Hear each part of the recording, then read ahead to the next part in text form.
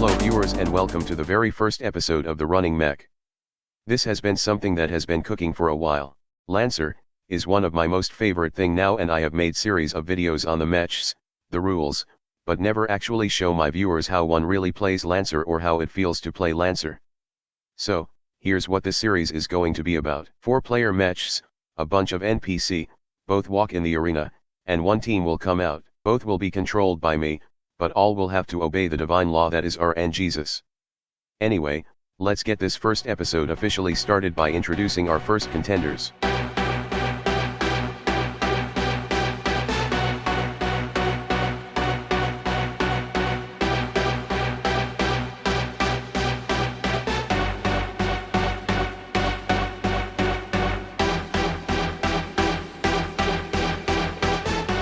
So, here we are on the battlescape. Since this is the very first episode, let's just introduce something simple like having all PC in the Everest. Well, that's enough talking, let's start deploying. Also, Chrono has a prototype weapon, so let's roll the limited uses out of the way first. 5, good, which makes it has 8 uses with the 2 points in engineering. It will also be ranged and energy damage based, and this will probably be the first and last time I'm ever using this talent ever again. Now, let's actually start round 1.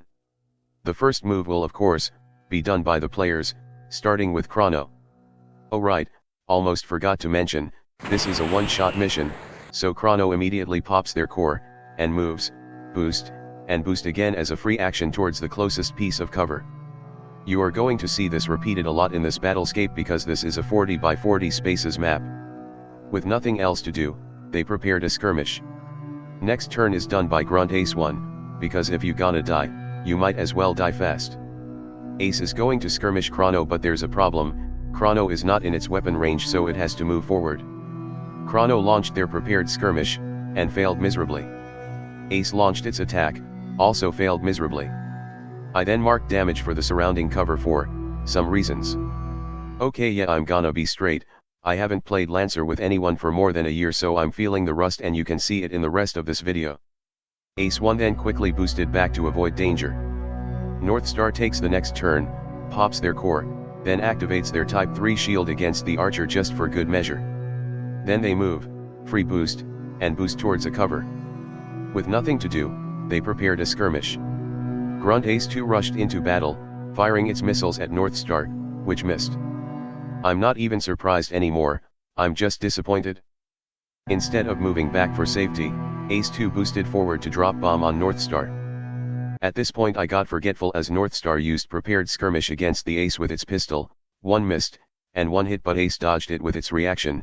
Then I remember pistol has reliable 1 and Ace has no armor, so Casper takes the next turn, once again popping their core and moves boosts towards a cover. Thanks to the 2 points in agility, they can move further than others. As soon as they reach there, they skirmished the Ace with the all-reliable assault rifle. Reliable, it's very good. The veteran archer steps forward, and would have enjoyed having hard cover if not for the fact that its range is just a touch too short. So, it has to stand on top of the cover and fire right at Casper. Hit or miss, it didn't really matter, Archer is devastatingly good at this. With its second quick action, it deployed cover fire, and anyone that fires in this space will get attacked. Then, well, this Archer can overcharge, and it did for just 1 heat. With the free action, it then suppressed Casper, impairing them with bullets. End turn. Gremlin popped their core, move, boost up to a cover, and prepare to skirmish that ultimately did nothing. Assault steps forward and then boost to reach its location. With a thump, it launched a grenade which struck Casper again. And then I forgot to damage North Star 2 despite them only having 8 evasion. You know what, I might as well just note down how many mistakes I made because I'm going to make a titanic amount of them. With everyone's turn done, round 1 ends and round 2 begins. 2 mechs joined in as reinforcement from NPC side, a Hornet and an Aegis, which is good because both present mechs are feeling rather naked in defense right now. Anyway, North Star takes the first turn and charges straight at the assault with their move and free boost, using their Type 3 shield once more against Archer. This triggers covering fire and impending threat from Archer, both miss, but with reliable it didn't matter. It was only after post-game review that I noticed two things. 1. Covering fire triggered with attacking only, and 2. Archer cannot do reactions twice in a turn unlike a certain someone. Anyway, with the target right in front of them, Northstar barraged with its melee weapons, hitting and slashing with massive damage, forcing the assault to hunker down from the second hit. Feeling that isn't enough, Northstar then used the free action from Everest's initiative trait to strike with its heavy blade again, which left them on exactly 1 health. Assault, noticing the fact that it's going to fucking die, disengages and runs away. Next turn, Gremlin moves and boosts to the next piece of cover and goes all out on hacking instead, invading Archer with the basic invade and locking onto it, except that lock-on turns out to be completely useless with all the accuracy gained from the Everest's core power. Aegis takes 1 step, and then another. And then have to prepare its skirmish because it's too damn slow. Casper goes all out on shooting the crap out of the Archer with their anti-material rifle, which did averagely, assault rifle, which did great, and then uses initiative for another burst of assault rifle, almost bringing its first structure down. Also, might have screwed up the accuracy calculation here, that's another mark then. Archer moves back for the safety of the cover, uses cover fire on Casper position again, also forgot to roll the recharge dice here. Then shoots at Northstar and then overcharge for another 1 heat cost, the hell is with its luck here, and suppress them. Chrono moves up, gets shot by Archer for moving in the covering fire zone even though that doesn't trigger by movement, and shoots at Archer with the prototype weapon, finally structuring Archer. Upon rolling the structure damage table, Archer gets glancing blow, which merely gives it impaired until the end of its next turn. Chrono then launches a turret, and uses initiative trait to launch another to basically set up free damage. As the last one to move, Hornet moves and boosts forward and up to fly, and then shoots at Gremlin, impairing them. Round 2 ends, and round 3 begins with the party crasher. 1 more assault, and, well, everyone's favorite, 1 elite, Berserker, fun. Gremlin takes the first step and just barrages the Hornet with its Nexus, ironically killing it with bees, also should have used the turret drone to finish the kill. Gremlin then moves up and deploys its Jericho cover to get closer. I apparently have forgotten about the free boost from Everest core power here, but it's probably for the best with that thing up there. Aegis does not miss a moment, quickly moves up and deploys its defense net. Seeing Archer is under protection from Aegis, Casper got a plan. With Siege Specialist, Casper just destroys the cover between them both and launches them apart. It then fires its assault rifle at the dying assault just cause. The second assault moves and boosts out of the base, then shoots at Northstar. This causes the first structure loss on the player side, and many more will occur in this round and the next. The structure loss unfortunately resulted in a system trauma, which destroyed Northstar's pistols. Chrono fires its howitzer at Aegis and assault. It did nothing. They then moves and free boosts towards the Jericho cover, and unfortunately I completely forgot about the remaining quick action they have. You sure it's safe to stand there, of course. Elite Berserker moves, boosts, and charges right at Northstar, shredding them apart with its chainsaw. Also should have knocked them prone here with Berserker's Juggernaut trait. Now Northstar is on the run, activating its Type 3 shield to avoid hit from the Berserker. I also forgot about the free boost here, but that kinda countered forgetting to knock them prone, so it works out.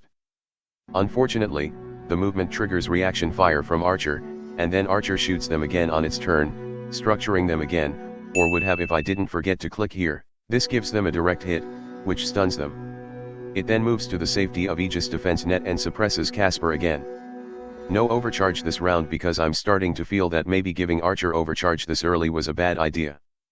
Elite Berserker gets to have another round again, and after getting a success in its recharge roll, moves and charges straight past Northstar and smashes Chrono with its chain axe, knocking both of them prone. This structured Chrono, which destroyed their howitzer, and the Berserker shoots at Gremlin with its nail gun, immobilizing them. Round 3 ends, and round 4 begins.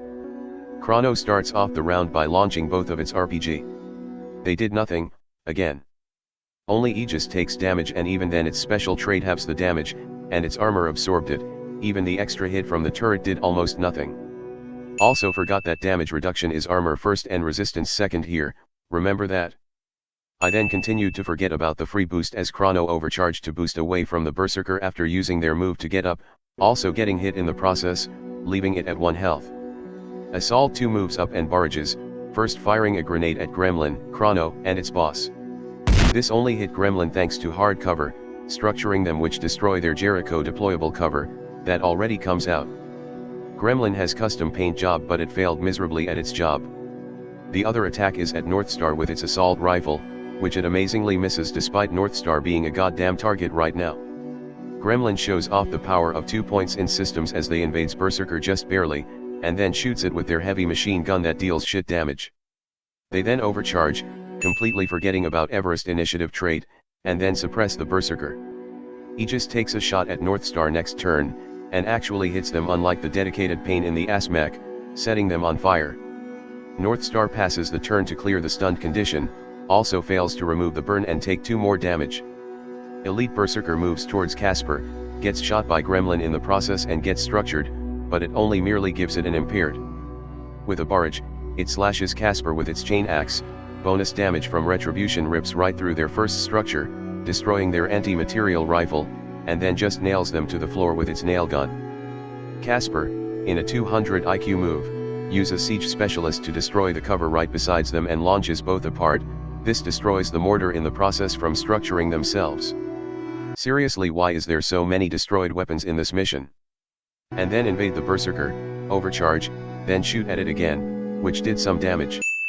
Archer shoots at Northstar again, structuring them, again, destroying the tactical blade, then after succeeding at recharge roll, cover fire Gremlin and Chrono, and suppresses Northstar again.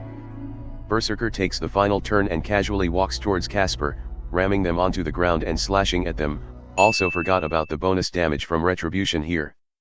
Round 4 ends, round 5 begins with Northstar going berserk.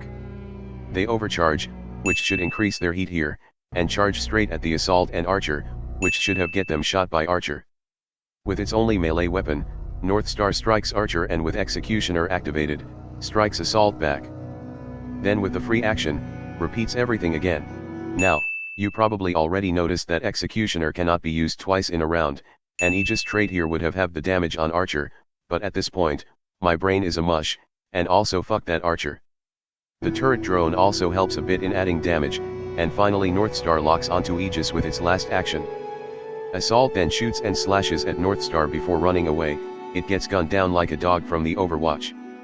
Gremlin continues to invade the Elite Berserker, missing with its first invade, except it didn't because they have 2 point in system, then overcharges to invade again, still not using free action from the initiative trait. Suddenly, I remember that invade causes the target to gain 2 heat, all those times of skipping over that fact while making my trash talk and brewery videos have finally bit back. But I cannot remember how many invade I have successfully hit on the Berserker, so I just gave up and gave it a reactor stress, that causes it to be exposed. With their last remaining action, Gremlin fires their heavy machine gun, and completely misses. Most heavy weapons seem to be surprisingly useless in this mission.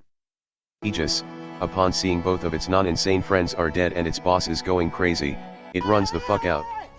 Casper knows that the Berserker is about to die, but they are also one hit from potential death, struggles to think of a solution. Then they remember they have walking armory. With thumper shot loaded, Casper fires at the Berserker, sending them flying. Unfortunately, even with exposed status, it's still not enough. Out of weapons, out of breath, Casper has one thing left.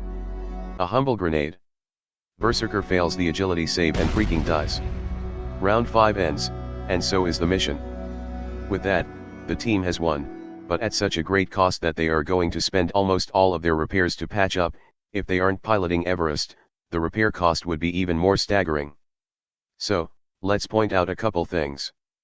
First, on the player side, there really isn't much the player could change their build at this point with only the GMS license, but Northstar's build could probably work a touch better if they have a grenade instead.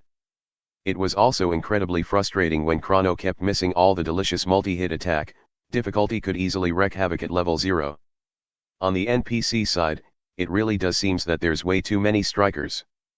Assault will always do a certain amount of damage, while Elite Berserker is just plain devastating and might as well be treated as 2 Berserker at once. Combine that with Archer to lock everyone down and Aegis for protection, and you got one player's mauling squad. The Aces are also strikers too, but they died without doing anything at all, along with the Hornet. Now, After everything in this episode, you are probably wondering why I show that I made so many mistakes in this mission when I could easily just edit that out. I suppose it was to show that these mistakes do happen really often for those new to the game. And even if I'm the go-to video source for Lancer, I couldn't exactly remember everything at once. Hopefully, I will be making less and less mistake as the series goes on. Also, I would like to thank CompCon and Retrograde for providing tools and resource that not only make this video a lot easier to make but also make Lancer campaign a smoother experience for both the players and game masters. Links to both in the description. That's all for now, and if you want to suggest a scenario, mission, or anything really, write down your comment below and let me know. Anyway, I will see you all next time. Hello there, if you like this video, please subscribe to my channel and click that notification bell button. If you really want to support my channel, you could visit my Patreon page, or buy me some coffee, links in the description. Anyway, have a nice day.